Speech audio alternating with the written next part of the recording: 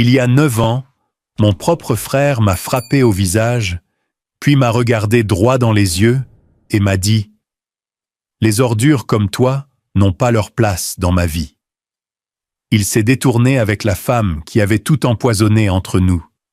Pas d'appel, pas d'anniversaire, juste le silence. Avance rapide. J'ai travaillé dur pour m'élever à partir de rien. Je suis devenu PDG. J'ai acheté une villa en bord de mer. Et devinez qui s'est présenté le lendemain matin, souriant, valise à la main?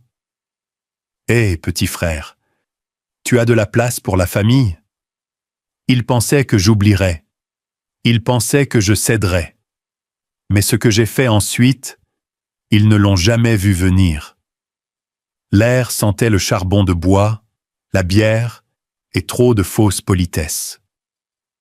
C'était un dimanche soir chaud à Charleston, en Caroline du Sud. Le jardin de mon frère Caleb bourdonnait des suspects habituels, des cousins qui se retrouvent, des oncles ivres de bière légère, quelqu'un qui faisait brûler des côtes sur le grill et prétendait savoir ce qu'il faisait. Je me tenais à l'écart, un gobelet en plastique à la main, hochant la tête, souriant, faisant semblant. Je ne voulais pas être là, mais je continuais de me présenter chaque année, espérant que cette fois serait différente, qu'ils arrêteraient peut-être de me traiter comme un reste. Ma belle-sœur, Vénus, portait son habituel faux sourire. Elle flottait d'un groupe à l'autre comme une débutante du Sud devenue reine des abeilles. Tout chez elle disait « Je possède cette famille ». Et le plus triste, elle n'avait pas tort. « Cale, chérie », dit-elle trop fort, posant sa main manucurée sur mon épaule, comme si elle faisait une œuvre de charité. « Toujours entre 2 emplois, hein? Ça doit être agréable, tout ce temps libre. » Cela a touché plus fort qu'une gifle. Quelques personnes à proximité ont gloussé, doucement, nerveusement, mais assez pour que ça pique. Caleb n'a rien dit. Il a juste repris une gorgée de sa bière, les yeux fixés sur la pelouse, comme si elle lui devait quelque chose. « Je suis en freelance maintenant », ai-je répondu, gardant ma voix calme. « C'est flexible. Ça paie bien. » Venu pencha la tête. Flexible est une jolie façon de dire vivre du travail acharné des autres. Tu ne crois pas? Quelque chose en moi s'est fissuré un tout petit peu. Mais je n'ai pas répondu. Pas encore. Caleb a finalement parlé. Elle a raison, Cal. Tu es toujours là quand il y a de la nourriture gratuite et de la bonne compagnie. Mais le reste de l'année, tu nous fantômes. Fantôme. C'est moi qui appelais. Celui qui est venu aider papa à réparer le pont. Celui qui a prêté de l'argent à Caleb à l'époque où lui et Vénus avaient du mal avec leur hypothèque. J'ai avalé difficilement. Je n'ai jamais rien demandé, ai-je dit. Oh, allez, a rétorqué Vénus. C'est tellement victimisant de dire ça. Assume, tu dérives. Tu arrives les mains vides. Tu as 37 ans et tu essaies toujours de t'en sortir. La famille est fatiguée. La famille, comme si je n'en faisais pas partie. J'ai regardé autour de moi. Personne n'a parlé. Pas ma tante May, que j'ai conduite 2 heures pour aller chercher à l'hôpital. Pas mon oncle Brent, dont j'ai réparé la tondeuse l'été dernier. Ils fixaient tous leurs boissons. Et puis, j'ai vu maman assise tranquillement sur le porche, tenant quelque chose de petit dans sa main. Elle a croisé mon regard, puis a détourné les yeux. Son expression était illisible, comme si elle ne voulait pas faire partie de ça, mais qu'elle n'allait pas intervenir non plus. Ma poitrine s'est serrée. Je me suis retourné vers Vénus, prête à dire quelque chose, n'importe quoi. Mais Caleb s'est interposé.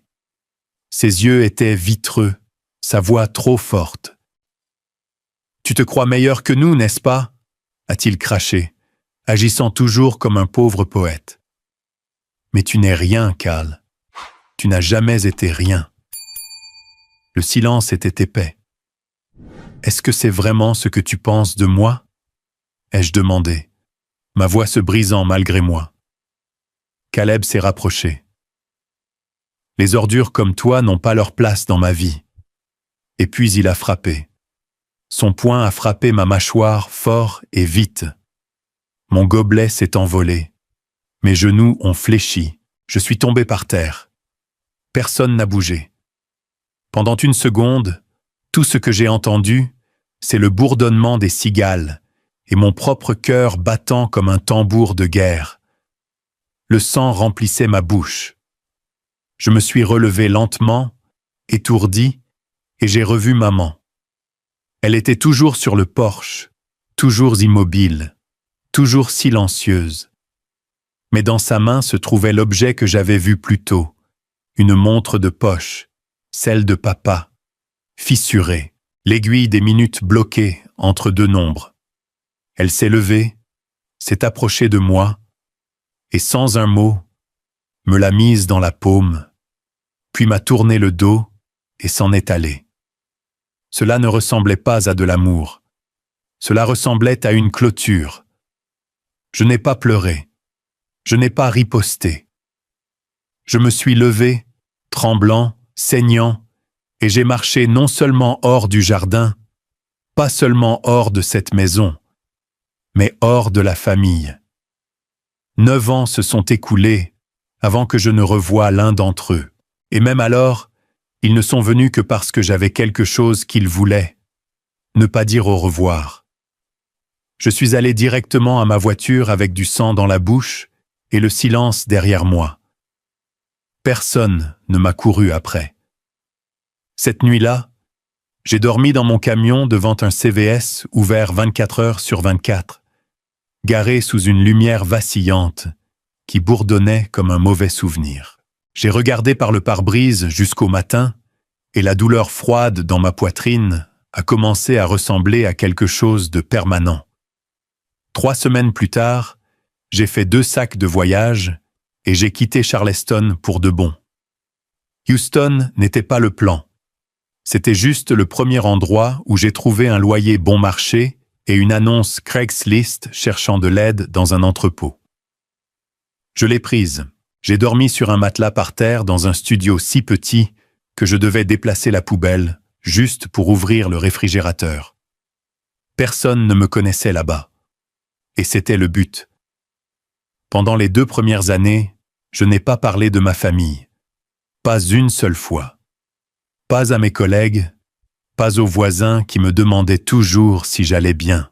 J'ai baissé la tête, j'ai pris toutes les heures supplémentaires qu'ils pouvaient me donner et j'ai essayé de ne pas penser aux anniversaires, au Thanksgiving ou aux décorations de Noël. Mais on ne peut enterrer les choses qu'à un certain point. La 3e année, je me suis retrouvé aux urgences le jour de mon anniversaire, 34 ans. J'avais perdu connaissance à cause de la déshydratation, d'un coup de chaleur après avoir chargé des camions toute l'après-midi au soleil. Quand je suis revenu à moi, l'infirmière m'a demandé si quelqu'un venait me chercher. J'ai dit non. Je lui ai dit que j'appellerais quelqu'un, mais je ne l'ai pas fait. Je suis rentré de l'hôpital avec une prescription dans une poche et une référence pour une thérapie dans l'autre. Je n'ai jamais rempli l'une ou l'autre. Je n'étais pas encore en colère, juste creux. Ça, c'est venu plus tard. À la 5e année, le silence n'était plus seulement douloureux.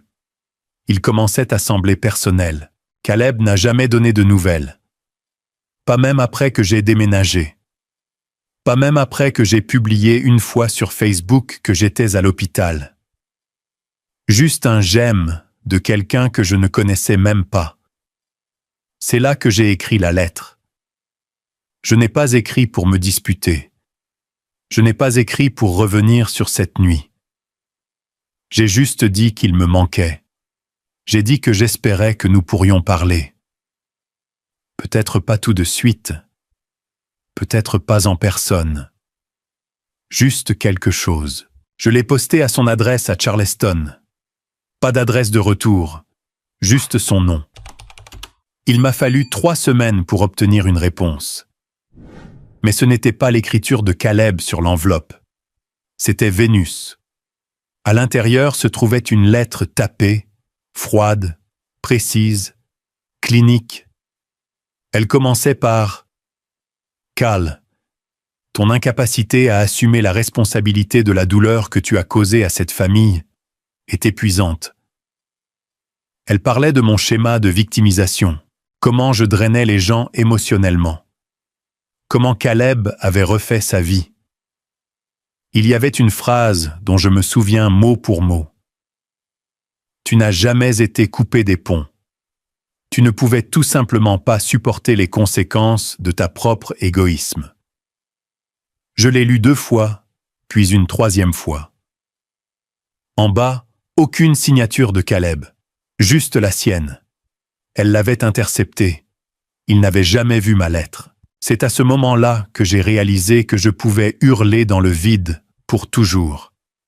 Personne ne viendrait me sortir de là. J'ai regardé cette lettre pendant des heures, la façon dont elle formulait tout comme si j'étais un parasite qui avait finalement été retiré. J'ai essayé de me dire que peut-être elle le protégeait, que peut-être il ne s'en souciait vraiment pas assez pour demander. Mais au fond, je savais. Cette nuit-là, je me suis tenu sur le balcon de mon appartement, au 5e étage, face à un parking de supermarché, et j'ai déchiré la lettre en morceaux.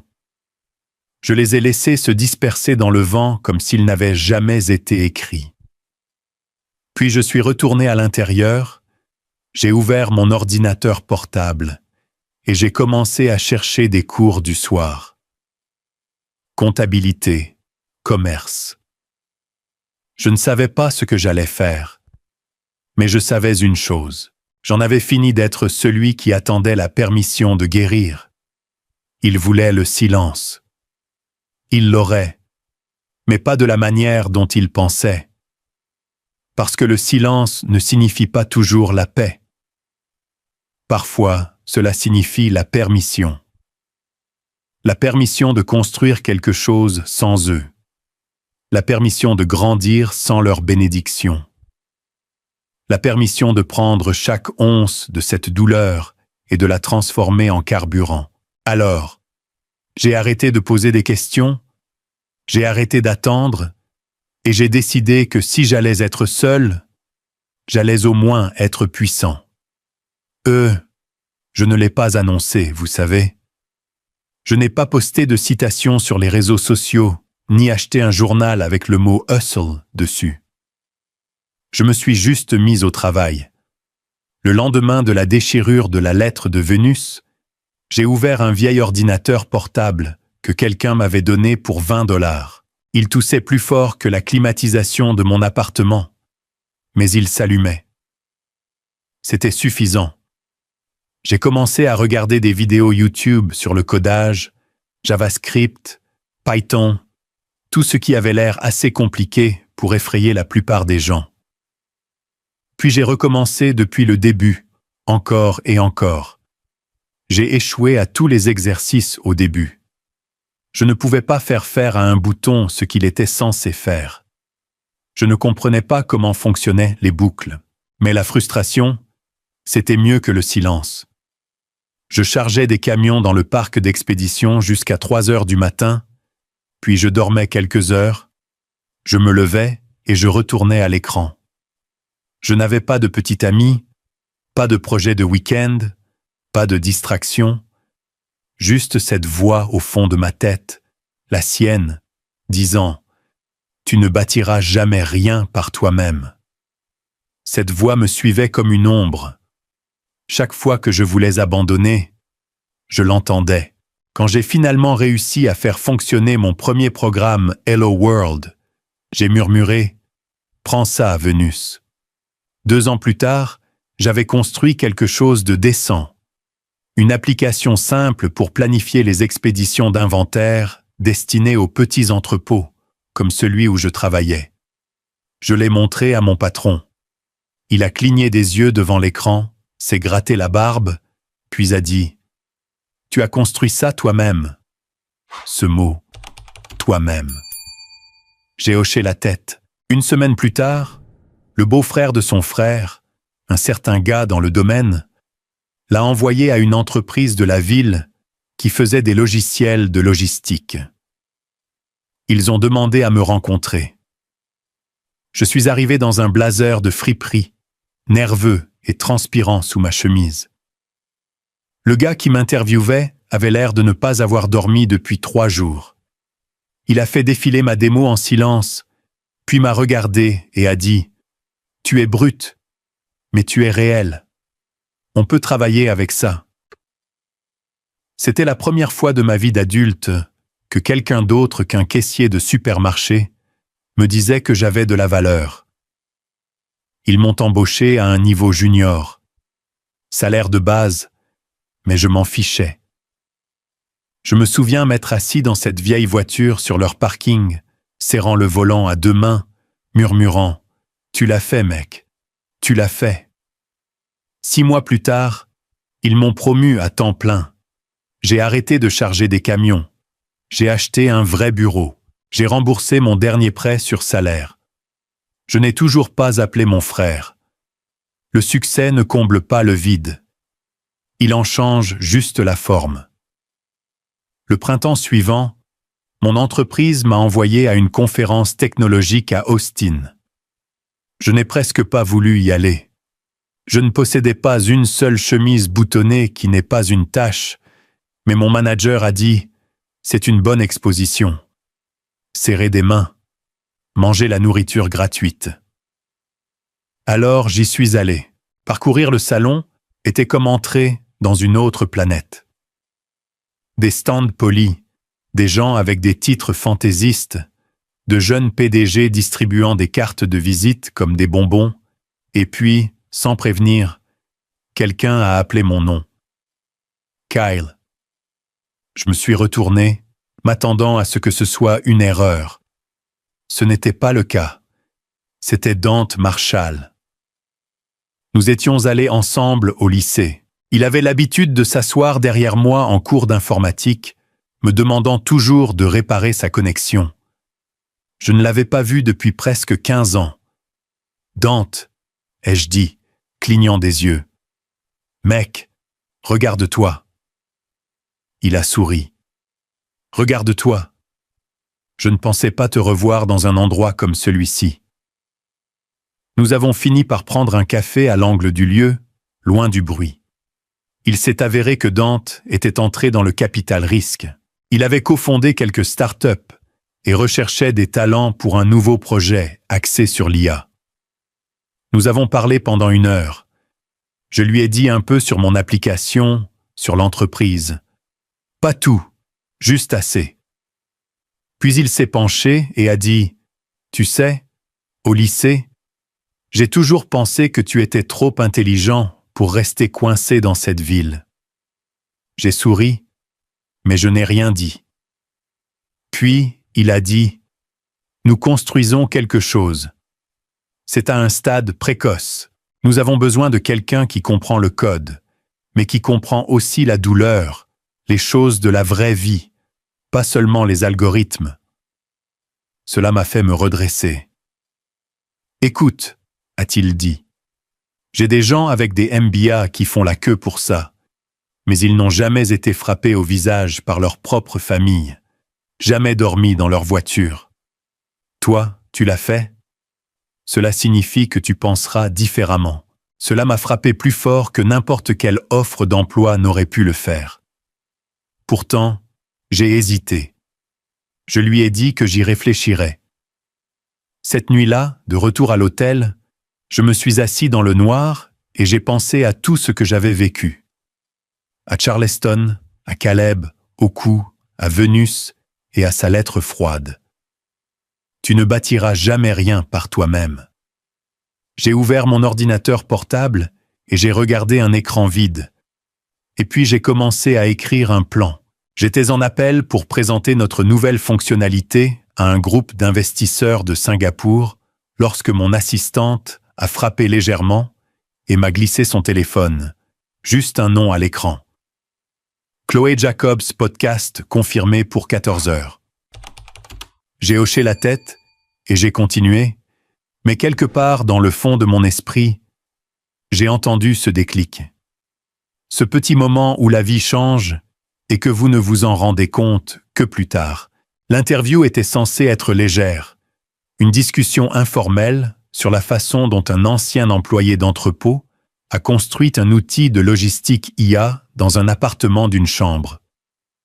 Mais quelque part entre la 4e et la 5e question, elle a demandé « Souhaitez-vous que votre famille ait été plus impliquée dans votre ascension ?»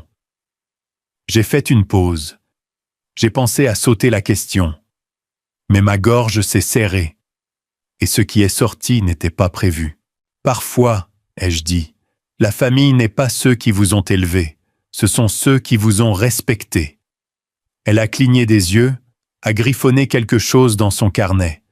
Elle a continué. Le lendemain matin, ma boîte de réception a explosé. J'avais oublié à quelle vitesse Internet bouge quand il sent quelque chose de brut. Cette citation a été coupée, partagée, publiée sur des Reels, citée sur TikTok, transformée en marchandise.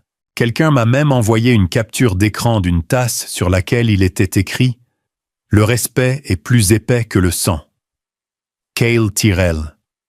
Cela semblait surréaliste.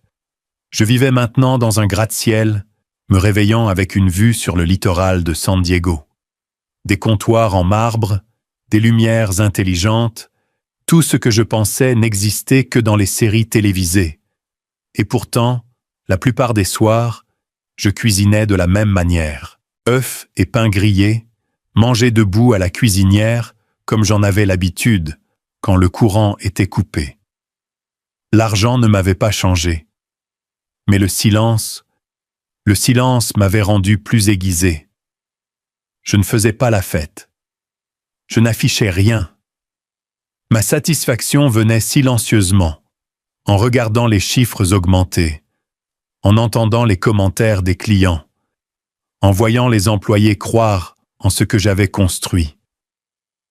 Et puis c'est arrivé. Un mardi soir tard, je venais de finir de revoir les mises à jour de l'équipe produit. Je me suis servi un verre d'eau.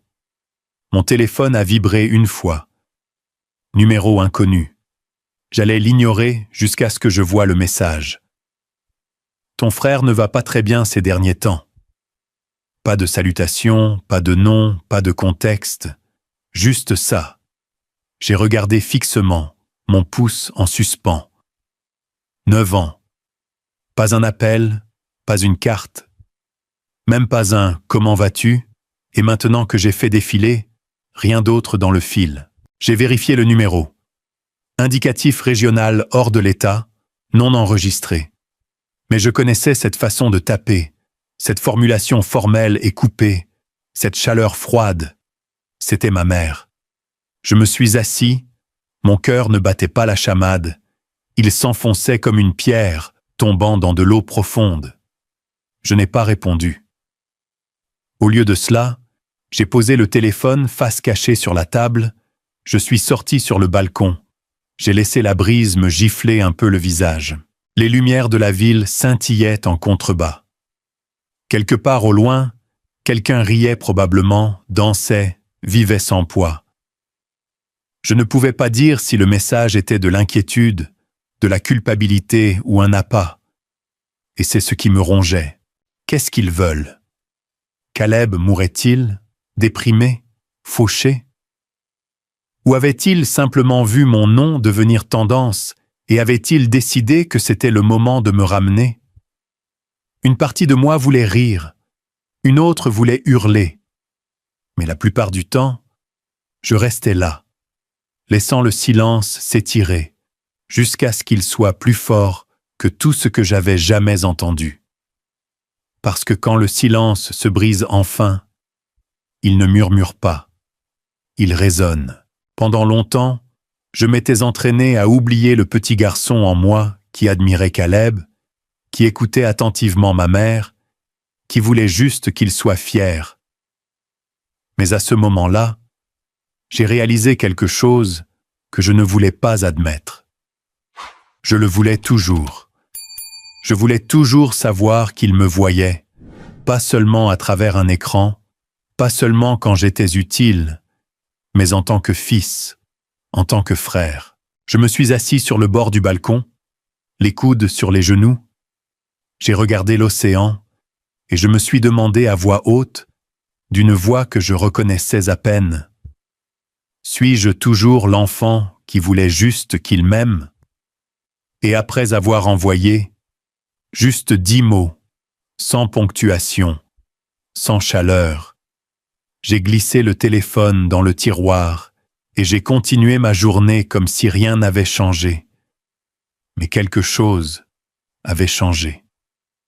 Cette nuit-là, j'ai à peine dormi. Pas par regret, juste par friction. Quelque chose d'inhabituel, comme une fenêtre laissée entr'ouverte pendant une tempête. Je me suis dit que c'était fini. Une réponse. C'est tout. Aucune porte n'a été ouverte, aucun pardon accordé. Puis 3 jours plus tard, un coup à la porte. J'étais dans la cuisine à faire du café. Tôt dans l'après-midi, le soleil projetait des lignes nettes sur le carrelage. Je ne m'attendais à personne. La plupart des gens devaient y passer la porte, bonhomme. Le code de l'ascenseur, la réception.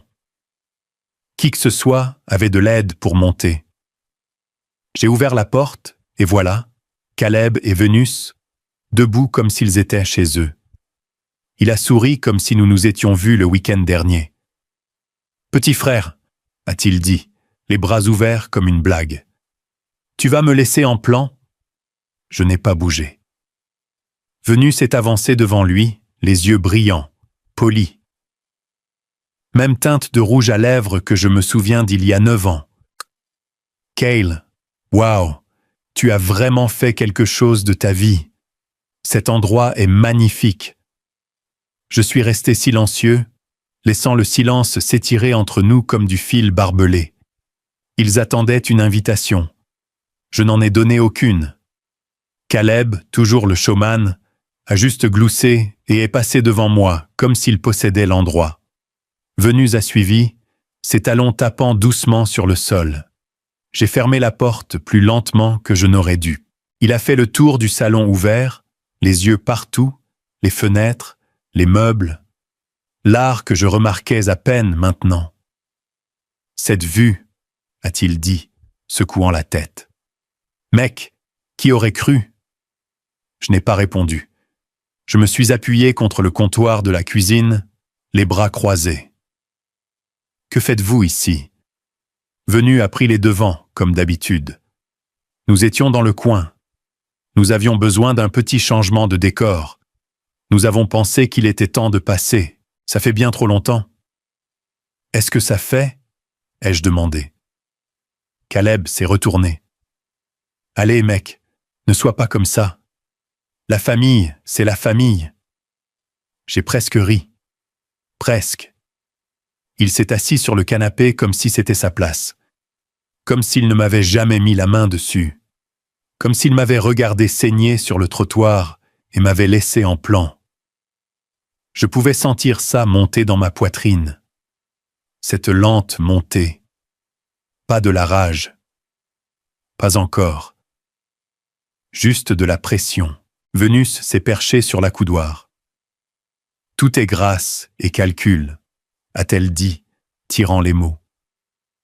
Les choses ont été un peu serrées de notre côté ces derniers temps. Rien de dramatique, juste vous savez comment l'économie a été. Je n'ai pas répondu. J'ai juste regardé ses lèvres bouger, ses boucles d'oreilles se balancer. Elle a souri. Quoi qu'il en soit, nous pensions que tu avais cet endroit immense, bien plus que ce qu'une personne a besoin. Nous avons juste besoin d'un endroit où traîner pendant quelques semaines. Rien de permanent, juste un endroit doux pour atterrir. Une pause calculée pour la famille. Ce mot encore. Je l'ai fixé, puis lui. Caleb s'est penché en avant, les coudes sur les genoux. « Écoute, Je sais que nous avons eu un passé, mais nous sommes du sang. Ça doit compter pour quelque chose. Et comme ça, je l'ai vu clair comme du verre. Ils ne sont pas venus s'excuser. Ils ne sont pas venus renouer. Ils sont venus parce qu'ils avaient besoin de quelque chose. C'est tout ce que j'ai jamais été pour eux. Un plan de secours. Derrière eux, sur l'étagère du couloir, se trouvait une photo que je n'avais jamais enlevée. Le vieux barbecue de famille. Moi, Caleb et papa, avant le AVC. Caleb l'avait jeté une fois, l'avait appelé une ordure. Je l'ai trouvé fissuré dans une boîte et je l'ai gardé quand même. Je n'ai jamais réparé le cadre. Je l'ai laissé casser exprès. Maintenant, je me suis approché et je l'ai ramassé. Ils m'ont regardé. « Vous vous souvenez de ça ?» ai-je demandé. Caleb a souri. « Oui, bon moment. » J'ai hoché la tête. « Tu l'as jeté. Tu as dit que c'était une ordure. » Il a bougé. « Est-ce que j'ai ? Je ne m'en souviens pas. » Bien sûr, il ne s'en souvenait pas. Venu s'éclaircit la gorge. Nous n'essayons pas de faire ressurgir quoi que ce soit. Nous essayons juste d'avancer ensemble. J'ai reposé la photo, cette fois face cachée, puis je me suis retourné. J'ai besoin de temps pour y réfléchir, ai-je dit. Venu s'est levé. Bien sûr, je comprends tout à fait. Juste quelques semaines, Kyle. Aucune pression. Caleb s'est dirigé vers la porte, me donnant une tape légère sur l'épaule. Ça fait plaisir de te voir, mec. Vraiment. Je n'ai pas bronché. Je n'ai pas hoché la tête. Je n'ai pas dit au revoir. J'ai juste fermé la porte derrière eux, les verrouillé. Je suis resté là, le dos appuyé contre le bois. L'appartement semblait plus froid, plus silencieux, mais pas vide. Ils étaient venus de si loin pour faire semblant que le passé n'était jamais arrivé. Pour demander une partie du présent qu'ils n'avaient jamais aidé à construire. Pas d'excuses, pas de responsabilité, juste une attente. J'ai regardé par la fenêtre, vers la rue en bas, où leur Uber les attendait, et je connaissais déjà ma réponse. J'avais dit que j'y réfléchirais, mais je connaissais déjà ma réponse. Cette nuit-là, je me suis assis sur le balcon avec un verre et les vagues, ma vraie famille de nos jours, et j'ai laissé la brise fraîche me rappeler que j'avais tout construit, brique par brique, seul. Je ne devais rien à personne. Je pensais que ce serait la fin, mais le lendemain matin, juste après Dizrine, j'ai ouvert la porte d'entrée pour trouver une montagne de carton. Et juste derrière, Caleb et Vénus, souriant comme s'ils étaient en avance à une fête à laquelle je ne les avais jamais invités. « J'espère que ça va ?» a dit Caleb, passant un sac sur son épaule. « Nous avons pensé qu'il serait plus facile de nous installer. Tu as dit que tu y réfléchissais, alors… » Vénus a soulevé un appareil de taille moyenne, enveloppé dans des serviettes. « Où veux-tu mettre la friteuse à air ?» Je n'ai pas parlé. Pas tout de suite, parce que j'avais besoin que le silence retienne ce qui montait en moi. Mais ils ont pris ce silence pour une permission, comme ils l'avaient toujours fait. Caleb est passé en force avec un grognement, laissant tomber son sac de voyage, juste à l'intérieur de la porte. Vénus a suivi, posant la friteuse à air sur mon comptoir de cuisine, comme si elle y appartenait. Elle a jeté un coup d'œil autour d'elle comme une agent immobilier. Cet endroit te ressemble vraiment. Minimaliste, net, très propre.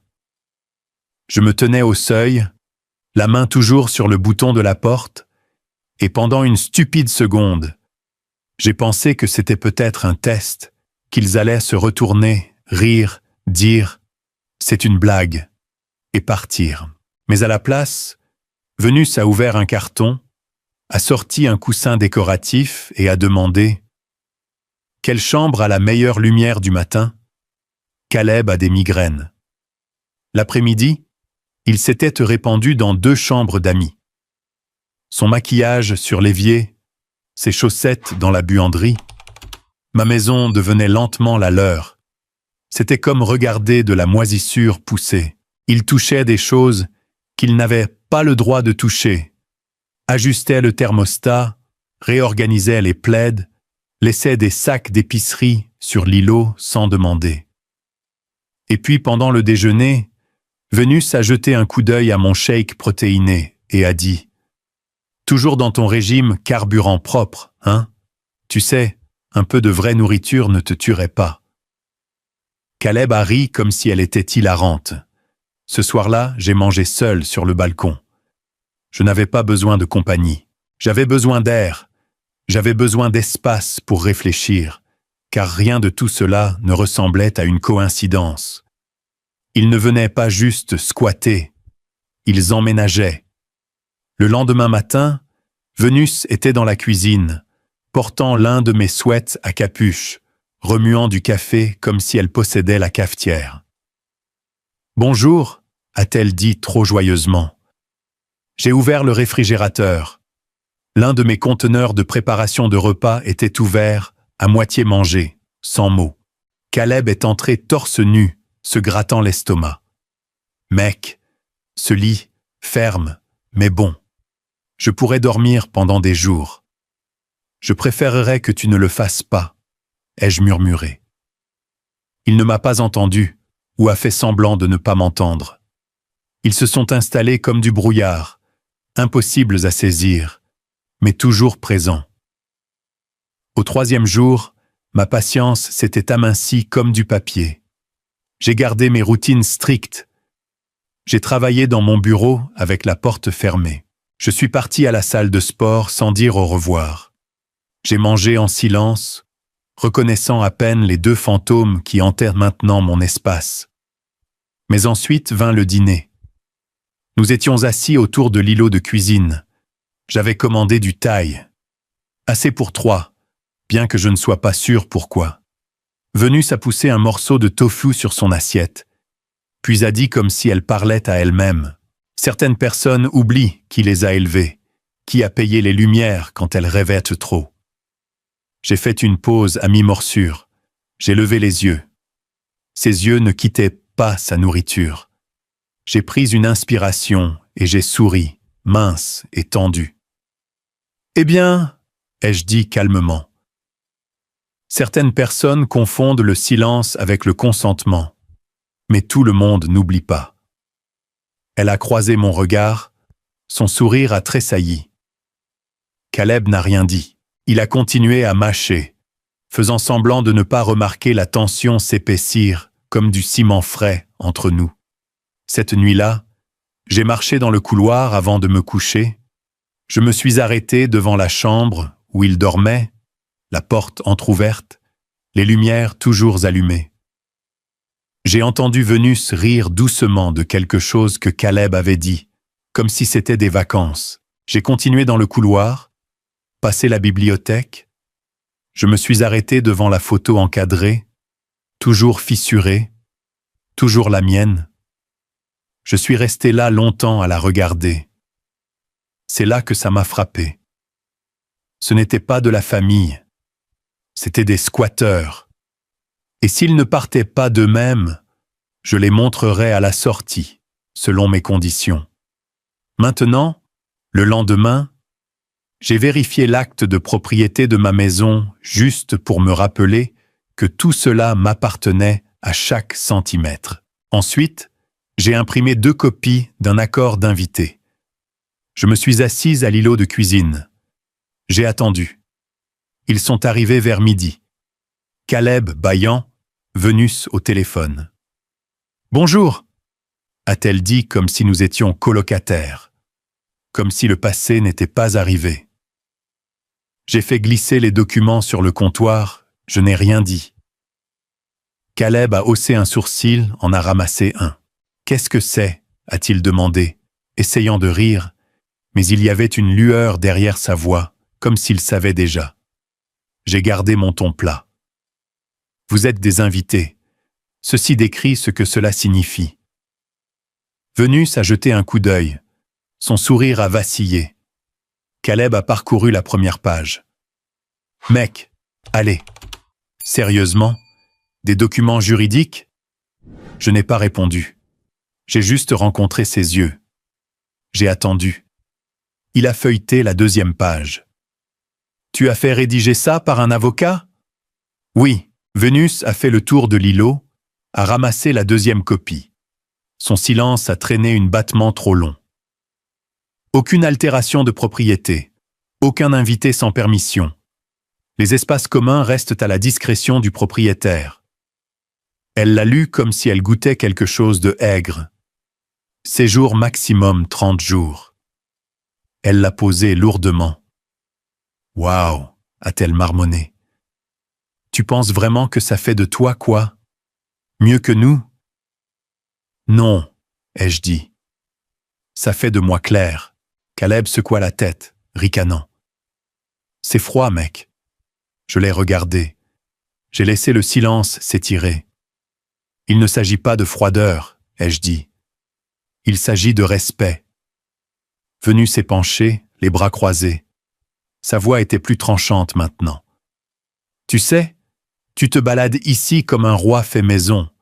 Mais tu ne te souviens même pas qui t'a nourri quand tu avais 15 ans, qui a payé ton ticket de bus quand tu étais fauché. Je me souviens de tout, ai-je dit. C'est pourquoi ce n'est pas une faveur. C'est une ligne. Caleb a essayé de désamorcer. Nous sommes une famille. Les familles ne font pas ce genre de choses. Les familles n'emménagent pas chez toi sans demander. Il n'a pas eu de réponse. Mais Vénus, elle, a craqué. « Tu penses que tu es au-dessus de nous maintenant ?» a-t-elle sifflé. « Tu ne sais même pas ce qu'il a fait pour cette famille. » Caleb tourna la tête rapidement. « Vénus, arrête !» Elle était déjà partie. « Non, » a-t-elle aboyé. « Il veut la vérité. Donnons-la lui. » Puis sa voix s'est brisée, aussi nette que du verre brisé sur du carrelage. Il a perdu notre maison, Cal. Tout. La pièce est devenue silencieuse. Caleb avait l'air comme si quelqu'un lui avait retiré l'air des poumons. Venu à continuer, amer maintenant, se déroulant. Le blackjack, les paris sportifs, les prêts.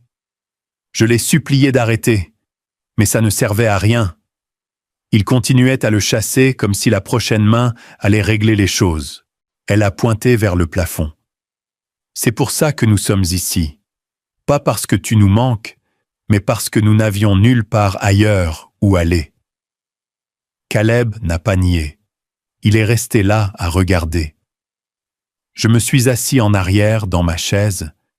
J'ai senti quelque chose changer en moi. Pas de sympathie, pas de colère, mais du contrôle. Pour la première fois depuis des années, je ne me sentais pas comme le petit frère qui nettoyait le désordre de quelqu'un d'autre. Je me sentais solide, ancré. Vénus s'essuya les yeux. Elle ne pleurait pas. Pas vraiment. Juste acculée. « Tu veux que nous signions ton précieux petit papier ?» a-t-elle claqué. « Fine. » Elle a attrapé un stylo sur le comptoir, a écrit son nom en bas, puis l'a poussé vers Caleb.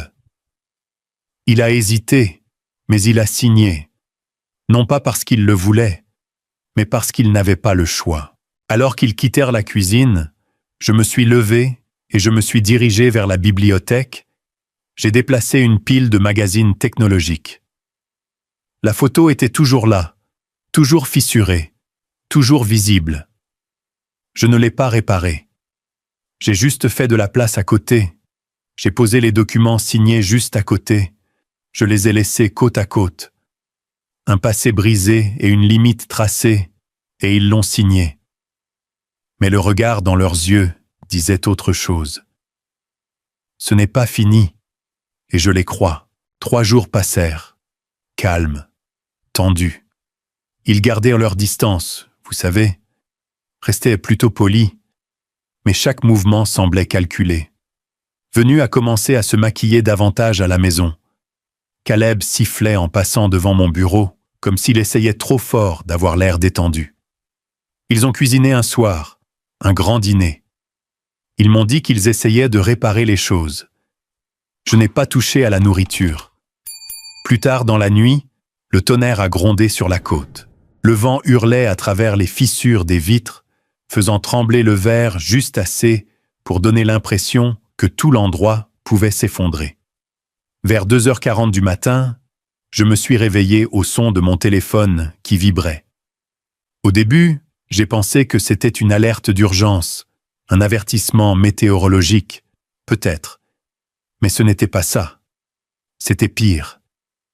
Des douzaines de notifications, d'appels manqués, de textes, d'emails.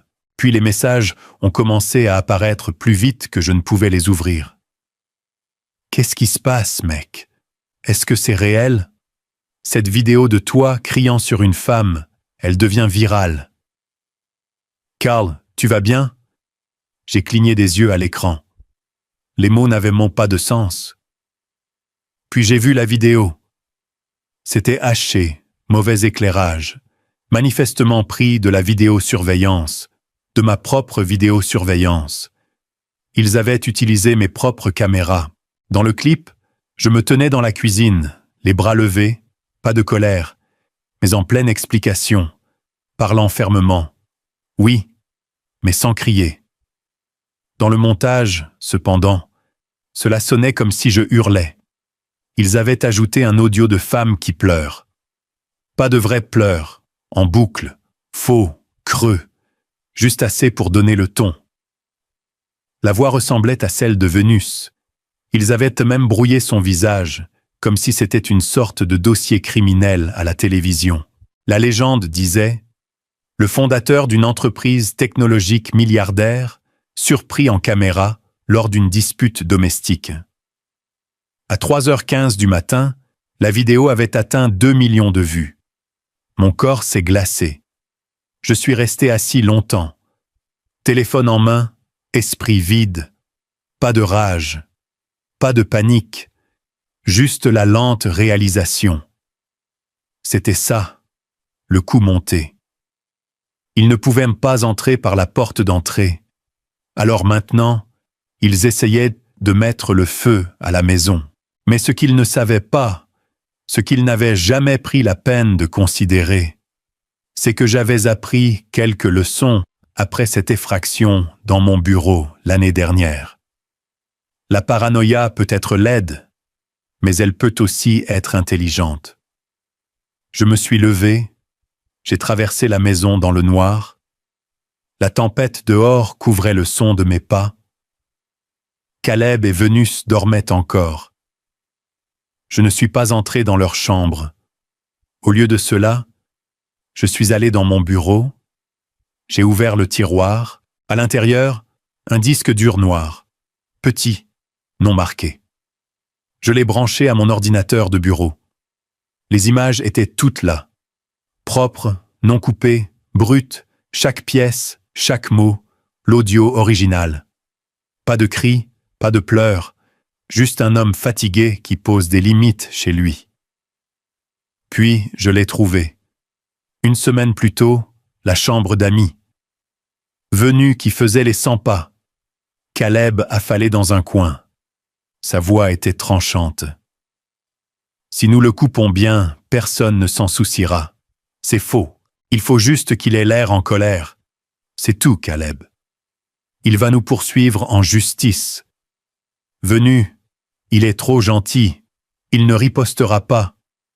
J'ai sauvegardé le clip, ajouté des horodatages, étiqueté chaque fichier. Puis j'ai appelé mon avocat. À 5h du matin, les originaux avaient été transmis aux équipes juridiques, aux contacts médiatiques et à mon attaché de presse. À 6h30 du matin, les titres ont commencé à changer. La fausse accusation d'abus se retourne contre lui. Ban fournit des images de sécurité. Tentative d'extorsion capturée sur bande. Les commentaires ont afflué. Ils ont essayé de le ruiner. Il a joué intelligemment. Toujours documenté. Toujours se protéger. Respect aux silencieux qui ne bronchent trop pas. À 9h du matin, Caleb et Vénus n'étaient toujours pas sortis de leur chambre. Je n'ai pas frappé. Je me suis assis dans le salon à la place, café à la main, regardant le surf marteler le rivage. Mon téléphone a vibré à nouveau. C'était un texte. Numéro inconnu, mais je savais qui c'était. Juste une ligne. Nous ne voulions pas que cela aille aussi loin. Je n'ai pas répondu. Il y a une différence entre faire une erreur et faire couler le sang intentionnellement. Et quand quelqu'un essaie de tout vous prendre, votre travail, votre réputation, votre dignité, il n'y a pas de retour en arrière aux excuses à la table du petit déjeuner. Je me suis levé, j'ai traversé le couloir, je suis passé devant le cadre photo à nouveau, toujours fissuré, toujours là, laissé délibérément, comme une cicatrice qui n'a pas besoin d'être couverte, juste reconnue. Je l'ai laissé intacte. Et comme ça, leur silence était plus fort que n'importe quelle excuse. Et après que la poussière soit retombée, ce n'était pas le bruit qui remplissait la maison. C'était quelque chose de bien plus lourd. Le silence, pas celui qui fait mal, pas le silence de l'attente. C'était différent. C'était fini. Caleb et Vénus n'ont pas dit au revoir. Pas de mots, pas d'appel téléphonique, juste partis. Je me suis réveillé un matin, j'ai fait mon café comme d'habitude, et j'ai remarqué que leur porte était ouverte. Le lit était défait. Quelques tiroirs laissés à moitié ouverts. La friteuse à air était toujours là, mais tout le reste avait disparu. Ils ont même laissé une bouteille à moitié utilisée du parfum de Vénus sur le comptoir. Cette odeur douce et artificielle a persisté un peu trop longtemps. Vers midi, les blogs de potins avaient déjà passé à autre chose. Leurs comptes sociaux sont devenus silencieux. Le profil de Caleb a complètement disparu. Vénus a posté quelque chose de dramatique 2 jours plus tard. Une photo d'un ciel orageux avec la légende « La famille est compliquée, mais l'amour reste ». Je n'ai pas réagi. Je n'ai pas reposté. Je n'ai pas envoyé de texte. Il n'y avait plus rien à sauver. J'ai fait une promenade cet après-midi-là. En bas de la colline, passer les boîtes aux lettres, juste pour sentir la brise. Quand je suis rentré, la maison semblait différente. Pas parce que quelque chose avait changé, mais parce que quelque chose en moi avait changé. J'ai marché lentement dans le couloir, le bout des doigts effleurant le mur. La maison était toujours trop grande pour un seul homme, mais elle ne semblait plus vide, juste paisible. Dans le hall, le même cadre photo fissuré était toujours accroché où il avait toujours été. Je me suis arrêté devant. Le verre était toujours fendu, une cicatrice diagonale traversant le visage de mon jeune moi. La fissure captait la lumière juste assez pour briller. J'aurais pu la réparer il y a des mois, mais je ne l'ai pas fait, et je ne le ferai toujours pas. Elle reste. Cette nuit-là, j'ai ouvert une enveloppe qui était restée sur mon bureau pendant des semaines. Je l'avais évitée, j'avais continué à la repousser. C'était la confirmation que la subvention que j'avais soumise au nom de maman avait été approuvée. 1000 $ à un programme d'alphabétisation locale pour les mères célibataires essayant d'obtenir leur GED. Cela lui aurait plu. Elle disait « Ne fais pas que faire pousser l'argent, fais pousser quelque chose qui fait pousser les gens. » Je suis resté là un moment. J'ai lu la lettre 2 fois, je l'ai soigneusement repliée et je l'ai posée à côté de la photo.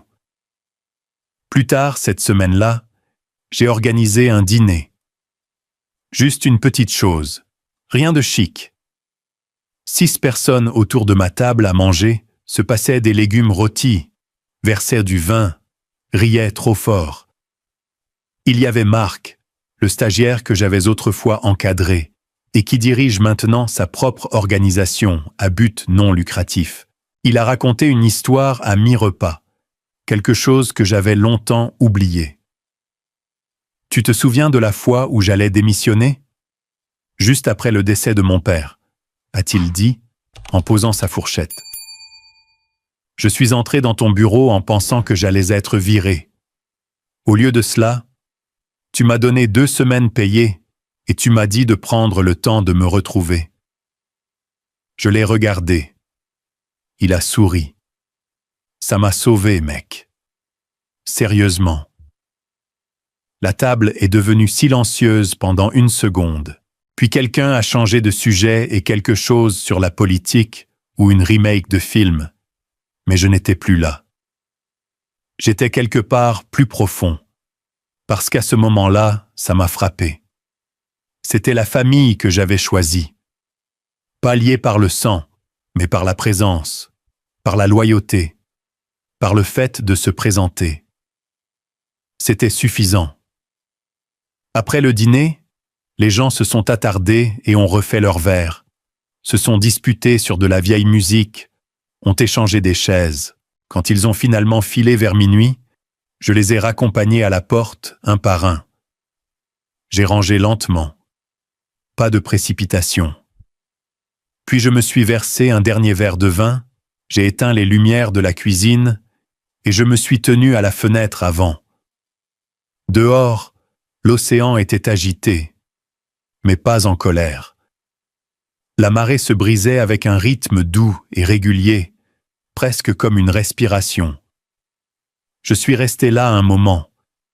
La maison derrière moi ne ressemblait plus à une forteresse. Elle ressemblait à un endroit que j'avais gagné. Brique par brique, cicatrice par cicatrice. J'ai siroté mon vin et j'ai murmuré. Pas à personne, juste à l'air devant moi.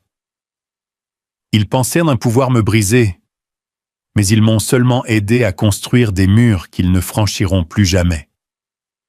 J'ai jeté un dernier regard vers le couloir où la photo pendait de travers, le verre fissuré, le souvenir intact. Puis je me suis détourné et je suis retourné dans le silence. Certaines fins n'ont pas besoin de bruit, juste du son d'une porte qui se ferme enfin et qui reste fermée.